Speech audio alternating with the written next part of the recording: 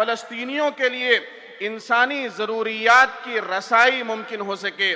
جمعیت علماء ہند کا تحفظ آئین ہند کنونشن استقلال اور حریت پسند فلسطینیوں کو اپنی قلبی ہمدردی کا یقین دلاتا ہے اور ان کے مطالبے حریت و آزادی کی دل و جان سے تائید کرتا ہے، اور دعا گو ہے کہ اللہ تعالی فلسطینیوں کے حوصلے اور ہمت کو بلند رکھتے ہوئے ان کی نصرت کرے، نیز ظالم طاقتوں اور ان کے ہم نواؤں کو نیست و نابود کرے، آمین۔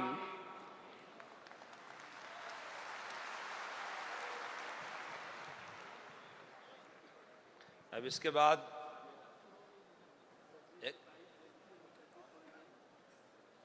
میں سمجھ نہیں پاتا ہوں کہ دنیا میں بدترین دہشت گردی کرنے والے اسرائیل، جس کی مذمت میں تائید آئی ہے، اور کائنات کے مظلوم ترین انسان فلسطینی مسلمان جن کی تائید میں آئی ہے، میں اس کی کیسے آپ سے تائید حاصل کروں؟ الفاظ بونے ہیں، آنکھوں سے خون کے آنسو نکل رہے ہیں، کلیجہ ٹکڑا ہو رہا ہے۔ میں نہیں سمجھ پا رہا ہوں کہ آپ سے میں کن لفظوں میں اس کی تائید حاصل کروں۔ اسلام مٹنے کے لیے نہیں، باقی رہنے کے لیے آیا ہے۔ نور خدا ہے کفر کی حرکت پہ خندہ زن، نور خدا ہے کفر کی حرکت پہ خندہ زن، پھوکوں سے یہ چراغ بجھایا نہ جائے گا۔ اسلام کے خلاف بزدلانہ کارروائیاں، یہ دادا گیریاں، یہ دہشت گردیاں جو کچھ بھی ہو رہی ہیں، آپ کی آنکھیں دیکھیں گی کہ کفر سرنگو ہوگا، اسلام سر بلند ہوگا، حق ہمیشہ جیتا ہے، جیتے گا۔ ہندوستانیوں کا بھی یہی نعرہ رہا ہے، ستمیو جیتے، ستمیو جیتے، کہ جیت ہمیشہ سچ کی ہوتی ہے، سچ کی ہوتی ہے، سچ کی ہوتی ہے۔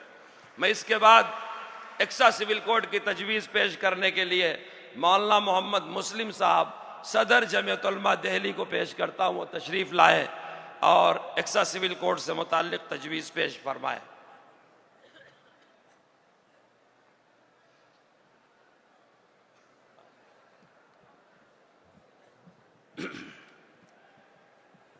السلام علیکم ورحمۃ اللہ وبرکاتہ۔ نحمده ونصلی علی رسولہ الکریم، اما بعد۔ تجویز بسلسلہ یکساں سول کوڈ منظور کردہ تحفظ آئین ہند کنونشن زیر اہتمام جمعیت علماء ہند، منعقدہ 3 نومبر 2024 اندرا گاندھی انڈور اسٹیڈیم نئی دہلی۔ جمعیت علماء ہند یکساں سول کوڈ کی مخالف ہے، کیونکہ یہ آئین میں شہریوں کو دفعہ نمبر 25-26 یعنی آئین ہند کی دفعہ 25 جہاں ایک طرف ملک میں مذہبی آزادی کی بات کرتی ہے، وہیں دوسری طرف دفعہ 30 ملک کی ہر اقلیت کو مذہب اور زبان کی بنیاد پر نہ صرف اپنے تعلیمی ادارے بنانے کا اختیار دیتی ہے، بلکہ بغیر ریاستی مداخلت کے اس کے نظم و انتظام کی بھی آزادی ان کو دیتی ہے۔ یاد رہے کہ مذکورہ دفعات کو آئین ہند کی پارٹ نمبر 3 جو کہ آئین کی روح کہا جاتا ہے، جس میں یہ وضاحت موجود ہے۔ دفعہ نمبر 25 نمبر 1 امن عامہ، اخلاق عامہ، صحت عامہ اور اس حصے کی دیگر توضیحات کے تابع تمام اشخاص کو آزادی ضمیر اور آزادی سے مذہب قبول کرنے، اس کی پیروی اور اسی تبلیغ کرنے کا مساوی حق ہے۔ دفعہ نمبر 26 امن عامہ، اخلاق عامہ اور صحت عامہ کے تابع ہر ایک مذہبی فرقے یا اس کے کسی طبقے کو حق ہوگا: نمبر 1 مذہبی اور خیراتی اغراض کے لیے ادارے قائم کرنے اور چلانے کا، نمبر 2 اپنے مذہبی امور کا انتظام خود کرنے کا۔ دفعہ نمبر 30 تمام اقلیتوں کو خواہ و مذہب کی بنا پر ہوں یا زبان کی اپنی پسند کے تعلیمی ادارے قائم کرنے اور ان کا انتظام کرنے کا حق ہوگا، میں دی گئی مذہبی آزادی اور بنیادی حقوق کے سراسر منافی ہے۔ ہندوستان کے دستور میں سیکولرزم کے معنی ہے کہ ملک کا اپنا کوئی مذہب نہیں ہے، یہ تمام مذاہب کا یکساں احترام کرتا ہے، مذہب کی بنیاد پر کسی کے ساتھ امتیاز نہیں برتا جاتا اور ملک کے ہر شہری کو مذہبی آزادی حاصل ہے۔ ہندوستان جیسے تکثیری معاشرے میں کہ جہاں صدیوں سے مختلف مذاہب کے ماننے والے اپنے اپنے مذہب کی تعلیمات پر عمل کرتے ہوئے امن اور یکجہتی کے ساتھ رہتے آئے ہیں، وہاں یکساں سول کوڈ نافذ کرنے کی بات انتہائی حیرت انگیز ہے۔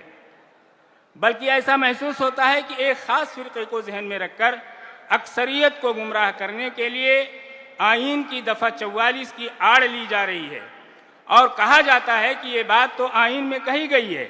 حالانکہ خود RSS کے دوسرے سنچالک گرو گولوالکر نے کہا کہ یونیفارم سول کوڈ بھارت کے لیے غیر فطری اور اس کے تنوعات کے منافی ہے۔ حقیقت یہ ہے کہ یکساں سول کوڈ کی بات رہنما ہدایات کے ضمن میں کہی گئی ہے، یعنی مشورہ دیا گیا ہے، وہیں شہریوں کے بنیادی حقوق کی ضمانت آئین میں دی گئی ہے۔ آئین کے باب نمبر 3 کے تحت درج بنیادی دفعات میں کسی بھی ادارے کو خواہ وہ پارلیمنٹ ہو یا سپریم کورٹ تبدیلی کا اختیار نہیں ہے۔ آئین تو آزادی کے بعد تیار ہوا، جبکہ تاریخ بتاتی ہے کہ ہزاروں سال سے اس ملک میں لوگ اپنے اپنے مذہبی اصول پر عمل پیرا رہے ہیں۔ لوگوں کے مذہبی عقائد اور رواج مختلف رہے ہیں، مگر ان میں کبھی کوئی اختلاف یا کشیدگی پیدا نہیں ہوئی۔ در حقیقت ایک مخصوص ذہنیت کے لوگ یہ کہہ کر اکثریت کو گمراہ کرنے کی کوشش کر رہے ہیں کہ یکساں سول کوڈ کی بات آئین کا حصہ ہے، جبکہ ایسا بالکل نہیں ہے۔ ملک میں قانون و انتظام کی صورتحال کو برقرار رکھنے کے لیے تعزیرات ہند کی دفعات موجود ہیں۔ ان کے تحت ہی مختلف جرائم کے لیے سزائیں دی جاتی ہیں اور ان کے دائرے میں ملک کے تمام شہری آتے ہیں۔ البتہ ملک کی اقلیتوں، قبائل اور بعض دوسری برادریوں کو مذہبی و سماجی قانون کے تحت آزادی دی گئی ہے، کیونکہ مذہبی، خاندانی و سماجی ضابطوں سے ہی مختلف مذہبی برادریوں اور گروپوں کے شناخت وابستہ ہیں، اور یہی ملک کی یکجہتی، سالمیت اور اتحاد کی بنیاد ہے۔ یکساں سول کوڈ نافذ کرنے کا مطالبہ شہریوں کی مذہبی آزادی پر قدغن لگانے کی ایک سوچی سمجھی سازش ہے۔ جمعیت علماء ہند روز اول سے اس سازش کی مخالفت کرتی آئی ہے۔ جمعیت علماء ہند کا تحفظ آئین ہند کنونشن محسوس کرتا ہے کہ یکساں سول کوڈ پر اصرار شہریوں کی مذہبی آزادی اور آئین کی اصل روح کو ختم کرنے کی سازش کا حصہ ہے، اور آئین میں دیے گئے بنیادی حقوق سے متصادم اور مسلمانوں کے لیے ناقابل قبول ہے۔ اور بعض ریاستوں کی طرف سے یکساں سول کوڈ کے نفاذ کی کوشش ملک کی یکجہتی اور سالمیت کے لیے نقصان دہ ہے۔ آپ حضرات کو یہ تجویز منظور ہے؟ السلام علیکم۔ ہمارے آئین نے ہم کو جو یکساں دیا ہے حقوق، مساوی حقوق دیا ہے، وہ ہمارے لیے کافی ہے۔ کسی دوسرے یکساں سول کوڈ کی ہم کو ضرورت نہیں ہے، نہ ہی اس دیش میں وہ ممکن ہے۔